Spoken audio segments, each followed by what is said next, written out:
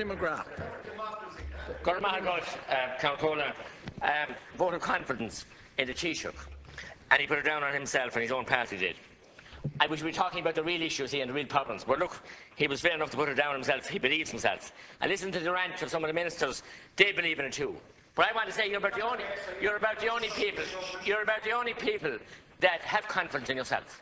And you're in a cocoon in here, if you think. And you'll see, and I'm out for protest, you'll see when you go and meet the people. You can't go into your constituencies. You can't go and turn aside when there is good news, and I welcome the good news that has come, because people are protesting, because you have, they've given you the finest mandate that anyone ever got, Taoiseach.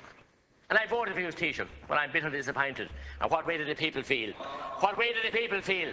You've turned your back on them all. You've turned your back on them totally, and you have... OK, there was austerity. There was austerity. But you look after the fat cats. You promised us reform. You promised us openness and transparency. You've been an abysmal failure in all those areas. You packed more boards with people. You packed the courts with your own cronies. You packed all the boards. You tried to get rid of the Senate. And when the people rejected that, you said you got a wallop. Nothing to the wallop you're going to get from Taoiseach, and the many wallops you're going to get, and I could use stronger words, but I won't here today. I think, Taoiseach, it's an awful pity that you didn't live up to any part of the mandate. You promised the Oma bomb families. You promised the police Offaly family, the family in Offaly, and you promised them justice. Many other groups. You were able to go and meet Ms Cahill, and I salute her for her bravery. But you couldn't meet the families that wanted justice for their loved ones who were killed. You've been an abject failure to those people, and that's all you have to meet them. You were able to go down last week to meet the homeless people. Did you have to wait till our unfortunate individual died last week on the street 50 yards from here to know that there was a homeless problem? Would you call in the banks, Taoiseach? Would you raid in Nama, Taoiseach, who are making people homeless, who are terrorising a widow woman in my own county, where her own late husband had ended his own life, and now Nama, and I ask you to call off the hound dogs of Nama and the officials, and to stop them terrorising that family, in a decent family in County Tipperary, of whom you'll be aware of, and you should know, and your Minister Hayes knows, and other people know. It's a shame and disgrace the way the people have been making sacrifices here. We all bailed out the banks, and I was one who voted for the biggest mistake I ever made in my life, and now what are they doing? They're piddling and walking down on top of us all with great sanction from yourself and the Minister there, and letting them off with a prom and pat them on the back. There's 100,000 people awaiting eviction. And you talk about the homeless that are here. Try and sort out that problem by calling off the hound dogs of the bank's revenue. And as I said, Nama, the biggest and most dangerous, and I could use a word, I won't use it here, but it starts with a C, organisation of all. And it's a merry-go-round that are identifying properties. They won't sell them for the price they're getting from decent people who want to buy them. They're keeping them for their friends and contacts to sell them at knockdown price. It stinks and rotten to the core. And what they're doing to ordinary families is disgusting, Taoiseach. And I'm very disappointed about that. I had Minister Varadkar here, and just goes to show how confused you are as a government.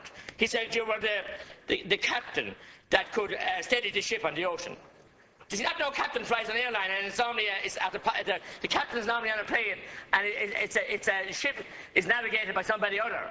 But neither us nor the people have any confidence in you to navigate the ship of state, Taoiseach, anywhere anymore, because you've lost all credibility and all respect. And I heard former Minister for Health then, talking about what he did in health.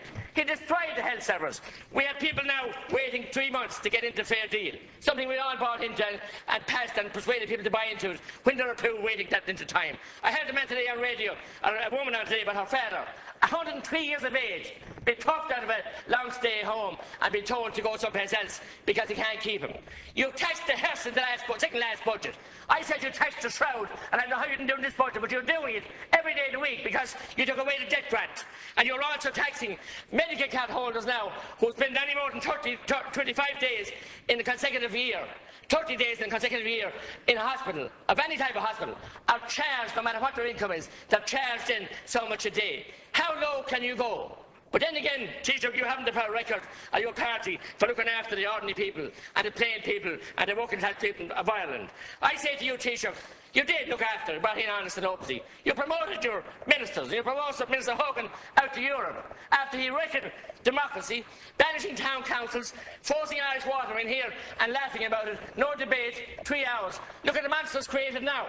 You were all boasting, Fine Gael backbenchers. He was a great man, did all the heavy lifting. He forced Tipperary together, spite of Deputy Mattie McGrath. He was some man. He brought in property tax. Now he's gone to Brussels, to his pension scheme. He brought the train with him. and you did all the heavy lifting and the sky's falling down around you, you know what's happening. You're mesmerised. As my good colleague Deputy Hilly Ray would say, and I sympathise with the death of his late father Jackie, would say, you were in a coma for 3.5 years. You woke up suddenly because the people have awoken. The people are awake now. They saw what was going on with the air grid in the country, trying to destroy our country. Put up pylons with something there was no need for, with no study on it, just bailing out your friends, giving the big business to your friends.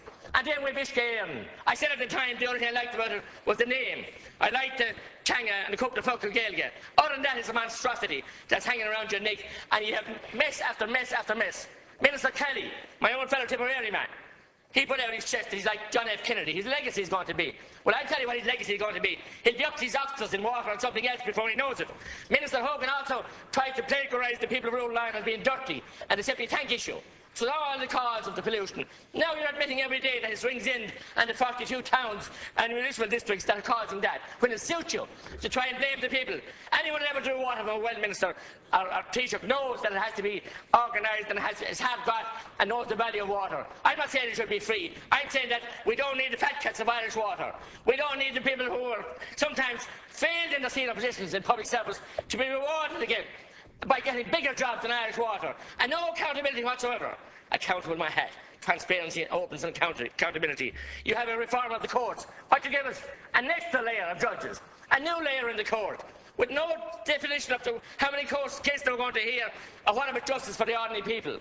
You went out to Gardaí major numbers of Waterford Court and other courts recently to stop advocates going in to help, to stand with families who couldn't afford balances. That's what you did.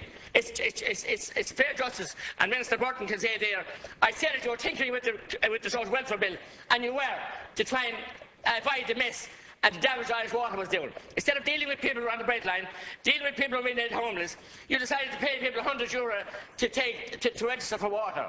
If they have a septic tank and they have to have a well as well, you'll give another €100. And I heard on the news in the following morning, social welfare are going to take on more officials to administer this. What in God's name is going on? You will need to pinch yourself over there and wake up, because the people are out there and your epitaph is well written. It's written now for some time, and the people will be ready to write it. And when they're going to write it in their ones, they come in ones, and they go into the ballot box the first chance they get, and your epitaph will be written. You'll be banished to oblivion. And you might have. I was in the worst days of the last government, and we weren't as headless, people weren't as frightened, and the people weren't as angry as they are now. They promised so much to you in good faith. They gave the good faith as a stroke in the pin. They were promised hospitals. They were promised they wouldn't have abortion ban in this country. They were promised dozens of things. They were all rubbish and put down the drain. And I say, shame on you. And shame on the people who will vote confidence on you. As I said, we should be debating many other aspects here this evening. You talked about, Minister Bruton talked about the jobs, and Minister Burton as well, Taoiseach Burton as well. Yes, and the Minister for Diaspora. You have to appoint them because there's so many people going abroad working. You need to have permanent ministers overseas to try and look after them. And they're struggling at the moment to try and come home to help their families for Christmas. And we should be having a joyous period here today at Christmas time, coming up to Christmas, not dealing with this motion that you put down because you believe in your own rhetoric. But I think, Minister, since you got rid of Frank Flannery, since Minister Hogan went to Europe, since your famous Minister of Justice, who refused to bring in scrap and precious metal bills, and many other, the great reforming minister, since they have left you, you are at sea, Minister, and you can't get your hand on the wheel, and you can't steady the ship. Because you've other ministers that might be talking confidence today and you at backbenchers, they're talking otherwise outside here, Minister, and in the constituencies, and they're saying that they're voting against this, and they're voting against this, Taoiseach, and that. I tell you, Taoiseach, your days are numbered, and the sooner you stand up and smell the coffee, and not visiting homeless people. Visit the people who the banks are terrorising. Visit the family in Tipperary, I ask you, and I'll give you the details, who NAMA are persecuting. A state organisation paid for by taxpayers, and they're treating people like that. The Black and Tans didn't do it. The Black and Tans didn't do it as bad, what you're doing, and that is fact. And you know it. You've closed down rural land with diktats of Europe, and with diktats from here, and you've closed down rural towns. None other than your own town of Castlebar. I was there recently. You should be ashamed to say you're representative, Minister. I know the people there, many of them are of the same. We saw the difficulty your brother got into during the local election.